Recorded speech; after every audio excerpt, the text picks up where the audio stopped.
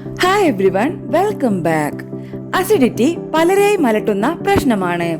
ചിലർക്ക് ഇത് അടിക്കടി അനുഭവപ്പെടുന്നു. എപ്പോഴും ഈ പ്രശ്നമുള്ളവരും ഭക്ഷണം കഴിക്കുമ്പോൾ ഈ പ്രശ്നം അനുഭവപ്പെടുന്നവരുമെല്ലാമുണ്ട്. കുടലിലെ ആരോഗ്യ പ്രശ്നങ്ങൾ തന്നെയാണ് അസിഡിറ്റി വരുത്തുന്നത്. അതുപോലെ അമിതമായി എണ്ണ ചേർത്ത ഭക്ഷണം, സ്പൈസിയായ ഭക്ഷണം തുടങ്ങി ഭക്ഷണത്തിന്റെ പ്രത്യേകത മൂലവും അസിഡിറ്റി നേരിടാം.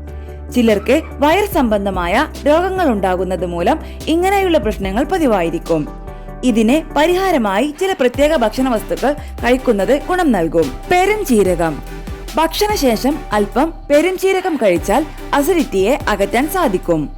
ഭക്ഷണത്തിന് ശേഷം ഹോട്ടലുകളിൽ പെരുംജീരകം തരും. ദഹനത്തെ സഹായിക്കുന്ന പെരുംജീരക ഗുണമാണ് ഇതിന് കാരണം. ഇതിലെ ഫൈറ്റോ ഈസ്ട്രജനുകളാണ് ഈ ദഹന ഗുണം നൽകുന്നത്.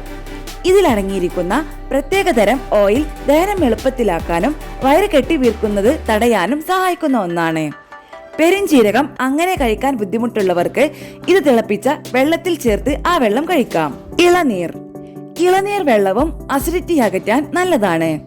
ഫ്രീ റാഡിക്കലുകളുടെ പ്രവർത്തനം കുറയ്ക്കുന്നതിന് അറിയപ്പെടുന്ന ആന്റി ഓക്സിഡന്റുകൾ തേങ്ങാവെള്ളത്തിൽ സമ്പുഷ്ടമായി നിറഞ്ഞിരിക്കുന്നു.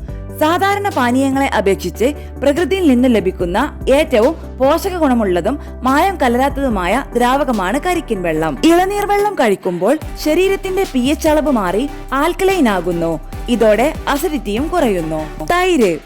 പാലോ പാലുൽപ്പന്നങ്ങളോ പ്രശ്നമില്ലാത്തവരാണെങ്കിൽ അസിഡിറ്റിയുടെ പ്രശ്നം അനുഭവപ്പെടുമ്പോൾ ഒരു ഗ്ലാസ് തണുത്ത പാൽ കഴിച്ചാൽ മതിയാകും.